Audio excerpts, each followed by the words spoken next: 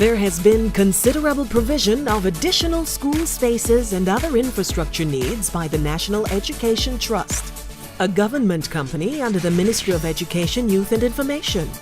It's the vehicle through which the ministry intends to secure a consistent and reliable source of funds to support capital programs in education, and the trust is empowered to receive endowments, bequests, borrow and lend, and participate in the bond market, while also engaging Jamaicans at home and in the diaspora in seeking funding to support the country's education system. We have been for the last 7 years mainly focused on infrastructure, because that is really the most critical need in education right now.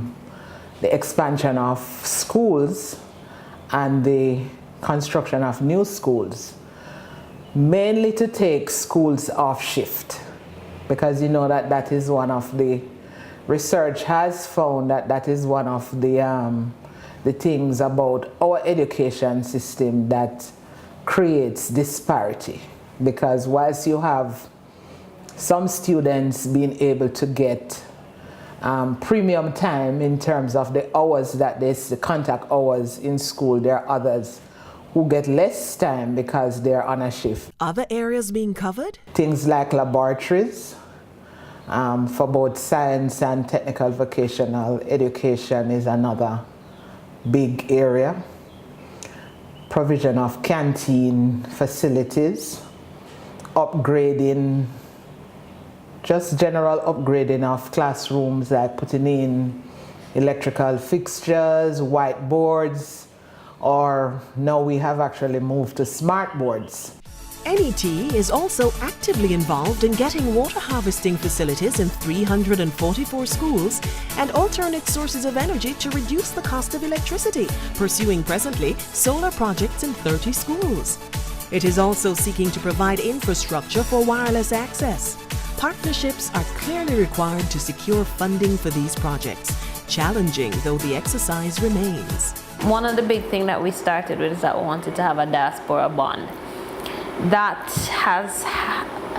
we realize is not something that NET alone can do, and it will take partnerships with other entities. So we're currently looking, for example, with the Economic Growth Council wants to do something in line with that, or through, I think it's a stock exchange that's looking at various mechanisms of modeling.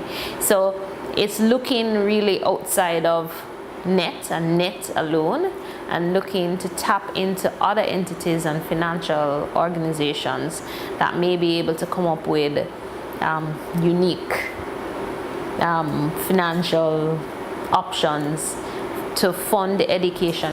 With schools being built and with all else that has to be provided, you continue to wonder about the progress being made in the classroom.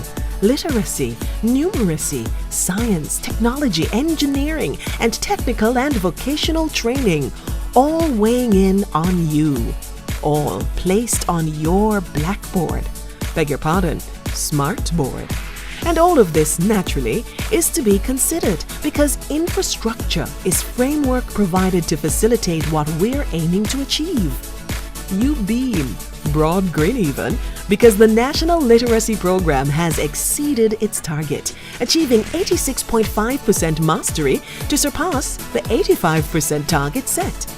Dr. Andre Hill, man always assured about what has been applied, is not surprised. It was not a surprise achievement. This is something that we strategically worked towards obtaining, and we were able to achieve this target through the implementation of the ministry's National Comprehensive Literacy Program, which is a program that focuses on literacy at the primary level. So there's a grades 1 to 3 focus, and we define that level as where children are engaged in learning to read and write. And there's a second component, literacy at 4 to 6, where children display the skills that they would have acquired over the seminal years of their educational or literacy development. Now, the ministry also engaged, in addition to producing a national comprehensive literacy program, a cadre of reading and literacy professionals. We had a national literacy coordinator who was engaged before I took office in 2011. In addition to her, there were select regional literacy coordinators who worked in the 6 regions across the island, and I happen to have been one of those original regional literacy coordinators. And we also had quite a number.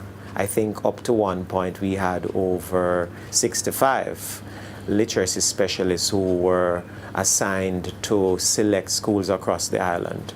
They were supervised by the regional literacy coordinators, and their particular role was to work with classroom teachers, to help classroom teachers to develop their competencies in reading, language arts, literacy, so that they could better address the needs, the deficiencies among some of their students. Fine, but oh, how we fear math. So there has always been a frown over improving student mastery and utility of mathematics concepts. For a number of us, there is even a mental block. In attempting to clear all this, the National Comprehensive Numeracy Program has sought to create a framework that outlines clear principles, standards, and guidelines for the teaching and learning of mathematics in Jamaica. Just how do we get this done? Between 2008 and 2010, we mainly focused on the teacher component of it. We placed a lot of emphasis on there at that point in time. I think in the 2012 iteration is where we began to focus a lot more on the cultural issues. And so between 2010 and 2012, the ministry would have published, well, just late 2012, the ministry would have developed between 2010 and 12 the National Comprehensive Numeracy Program.